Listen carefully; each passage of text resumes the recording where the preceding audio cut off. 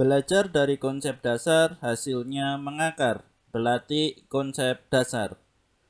Mengapa? Dalam limit fungsi trigonometri berlaku rumus seperti ini. Pertama-tama, misalkan di sini ada sumbu koordinat kartesius dengan pusat di sini adalah titik O, maka di sini ada suatu lingkaran yang juga berpusat di titik O atau tepat di titik pusat sumbu koordinat kartesius dengan memotong sumbu X di bagian positif di titik P, dan dari titik P kita buat garis ke atas sepanjang titik H. Kemudian dari titik H kita hubungkan ke titik O. Maka di sini membentuk segitiga siku-siku. Kemudian garis OH memotong suatu lingkaran di titik S. Maka dari titik S kita ambil garis lurus ke bawah sampai ke sumbu X tepat di titik T. Maka di sini apabila kita perbesar hasilnya adalah seperti ini. Kemudian untuk yang pertama untuk panjang garis OS dan OP. Jadi di sini OS dan OP ini panjangnya adalah sepanjang jari-jari lingkaran. Sehingga di sini kita tulis R. Maka di sini OP atau OS sama dengan OP sama dengan R atau jari-jari. Kemudian yang berikutnya untuk suatu segitiga OPH, maka di sini untuk sudutnya, sudut O ini adalah sebesar X. Maka di sini kita tulis sudut POS atau POH atau TOS adalah sudut lancip sebesar X. Maka di sini bisa kita simpulkan bahwa untuk yang pertama luas segitiga TOS. Jadi di sini bisa diperhatikan luas segitiga TOS lebih kecil dari luas juring POS. Lebih kecil dari luas juring POS. Artinya di sini untuk luas juring POS lebih besar daripada luas segitiga TOS. Kemudian luas juring POS kurang dari luas segitiga POH. Jadi di sini bisa diperhatikan untuk segitiga POH lebih besar daripada luas juring POS. Maka di sini untuk luas segitiga TOS, untuk luas segitiga rumusnya adalah setengah dikalikan alas dikalikan tinggi. Untuk alasnya di sini adalah OT dan untuk tingginya adalah ST kurang dari luas juring POS. Jadi di sini untuk luas juring rumusnya adalah X dibagi dengan jumlah sudut dalam lingkaran, ini adalah 360 derajat, dikalikan dengan luas lingkaran, ini adalah pi dikalikan jari-jari kuadrat. Kemudian luas juring POS kurang dari luas segitiga POH. Jadi untuk luas segitiga POH ini adalah setengah dikali alas dikali tinggi. Untuk alasnya ini adalah OP dan untuk tingginya adalah PH. Sehingga di sini untuk setengah dikali OT dikali ST untuk segitiga TOS. Untuk OT bisa kita ganti dengan R cos X dan untuk ST bisa kita ganti dengan R sin X. Kenapa bisa kita ganti dengan seperti ini? Jadi di sini bisa diperhatikan untuk segitiga TOS untuk R cos X. Jadi di sini untuk jari-jari atau R atau sisi miring dikalikan dengan cos X. Jadi di sini untuk cos X ini adalah sami samping per miring. Jadi di sini untuk sampingnya ini adalah OT dan untuk miringnya di sini adalah R. Sehingga di sini R atau jari-jari dikalikan OT per jari-jari atau per R. Maka di sini R-nya bisa kita coret, maka hasilnya adalah OT. Jadi di sini untuk OT ini sama dengan R cos X. Kemudian untuk ST, kenapa di sini R sin X? Teman-teman perhatikan untuk segitiga TOS lagi. Jadi di sini untuk R sin X ini adalah R dikalikan sin X. Jadi dikalikan depan per miring. Untuk depannya ini adalah ST. Jadi di sini depannya X, ini adalah ST. Kemudian untuk miringnya ini adalah R, sehingga di sini R dikalikan ST per R, maka di sini hasilnya adalah ST. Jadi di sini ST kita ganti dengan R sin X. Kemudian untuk tandanya kurang dari X per jumlah sudut suatu lingkaran, ini adalah 360 derajat. Kita ganti menjadi 2pi. Jadi di sini untuk P ini adalah 180. Kemudian di sini kurang dari setengah OP. Jadi untuk OP ini adalah jari-jari. Bisa diperhatikan untuk OP sama dengan OS sama dengan R. Jadi di sini OP adalah jari-jari. Kemudian untuk PQ kita ganti dengan R tan X. Kenapa di sini kita ganti dengan R tan X? Teman-teman perhatikan untuk segitiga POQ. Jadi di sini untuk R tan X ini adalah R dikalikan dengan desa, depan per samping. Jadi di sini untuk depannya X ini adalah PQ. Kemudian untuk sampingnya itu adalah OP atau ini adalah R. Sehingga di sini R dikalikan PQ per R, maka di sini hasilnya adalah PQ. Maka di sini PQ kita ganti dengan R tan X. Maka di sini untuk R dikalikan R hasilnya adalah setengah R kuadrat cos X dikalikan sin X kurang dari X dibagi 2pi dikalikan pi, sehingga di sini untuk pi-nya kita coret, sehingga di sini menjadi setengah X dikalikan R kuadrat kurang dari setengah R dikali R, hasilnya adalah R kuadrat dikalikan tan X. Maka untuk yang berikutnya, dari ketiga jawaban kita semuanya akan kita bagi dengan setengah R kuadrat sin X. Sehingga di sini untuk setengah R kuadrat cos X dikalikan sin X, di sini untuk setengah habis, R kuadrat habis, sin X dibagi sin X habis, maka di sini hanya bersisa cos X. Kurang dari setengah X R kuadrat dibagi dengan setengah R kuadrat sin X, setengah habis, kemudian R kuadrat habis, maka di sini hanya bersisa X dibagi dengan sin X. Kemudian kurang dari setengah R kuadrat tan X dibagi dengan setengah R kuadrat sin X, setengah habis, R kuadrat habis, kemudian tan X dibagi sin X, hasilnya adalah 1 per cos X. Kenapa di sini tan X dibagi sin X? Hasilnya adalah 1 per cos X, karena di sini untuk tan ini adalah sin X per cos X. Jadi di sini untuk sin X per cos X dibagi dengan sin X, maka di sini hanya bersisa 1 per cos X. Sehingga di sini apabila X-nya kita ganti dengan 0, maka di sini untuk cos X atau cos 0 ini adalah 1, maka di sini kita tulis 1 kurang dari X per sin X. Untuk X per sin X kurang dari 1 per cos X ini adalah 1 per cos 0, artinya 1 per 1, maka di sini adalah 1. Sehingga di sini bisa diperhatikan untuk X per sin X lebih besar dari 1 kurang dari 1. Artinya di sini untuk limit X mendekati 0, X per sin X ini sama dengan 1.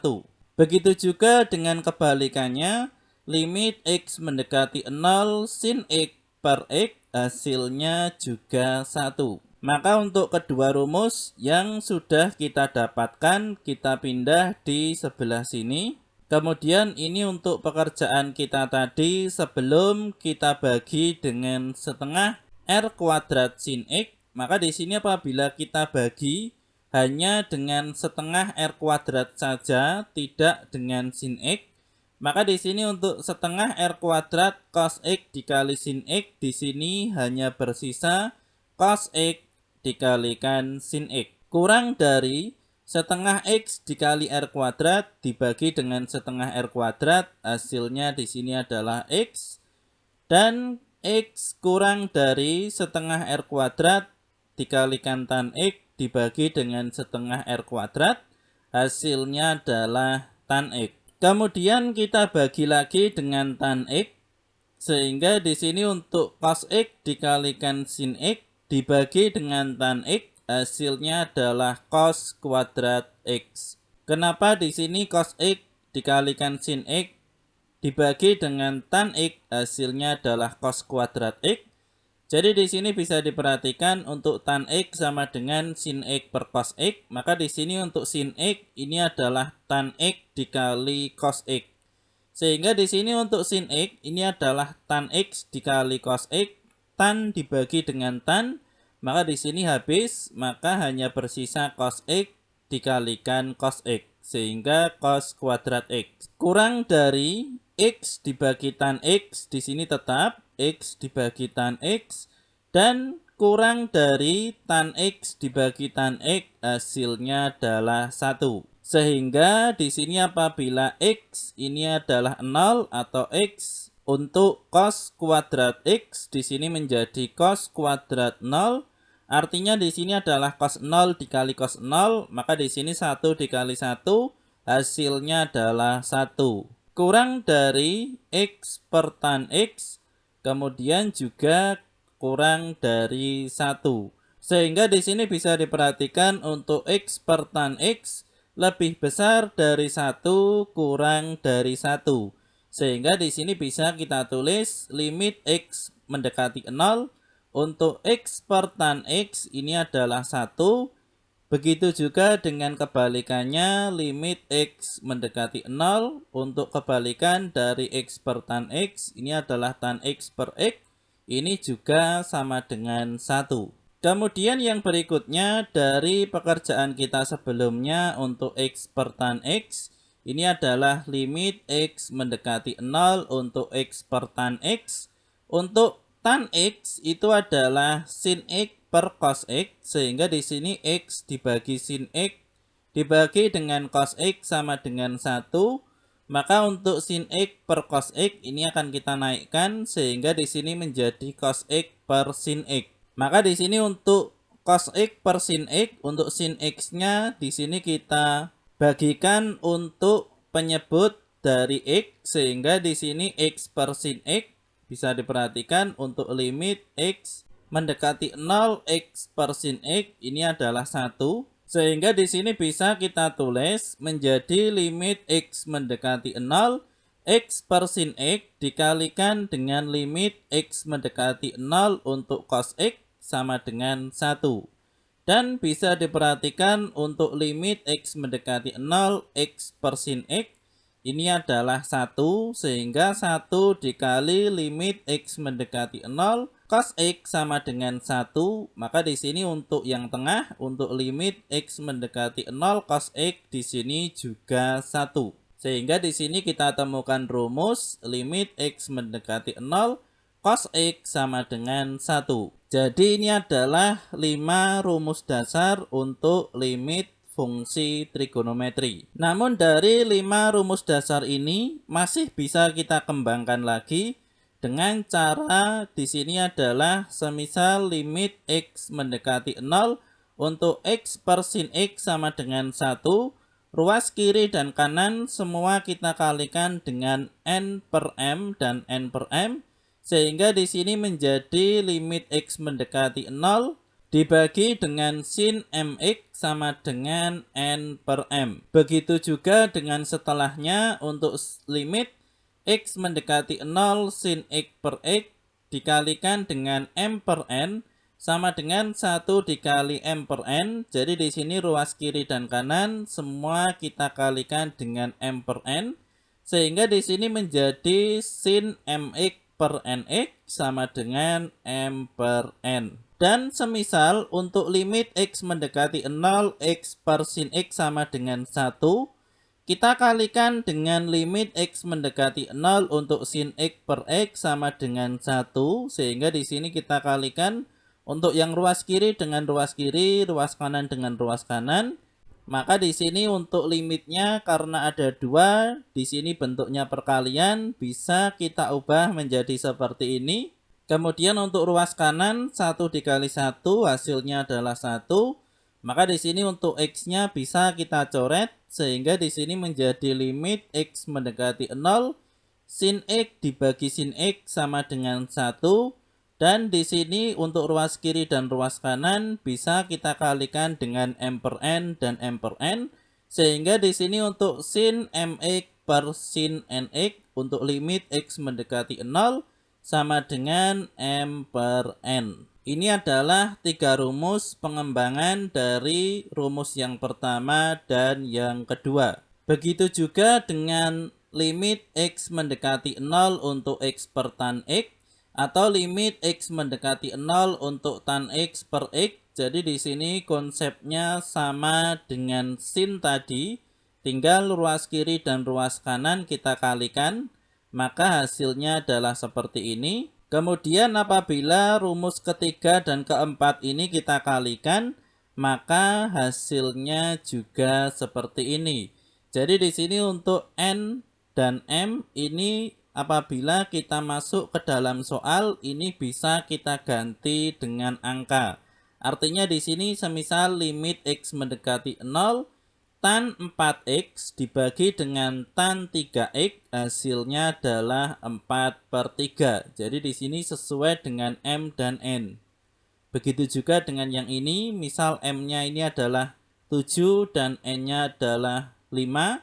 Maka di sini untuk limit X mendekati 0, tan 7X dibagi 5X hasilnya adalah 7/5. Kemudian yang berikutnya untuk keempat rumus ini, untuk 1, 2, 3, dan 4, ini bisa kita kalikan.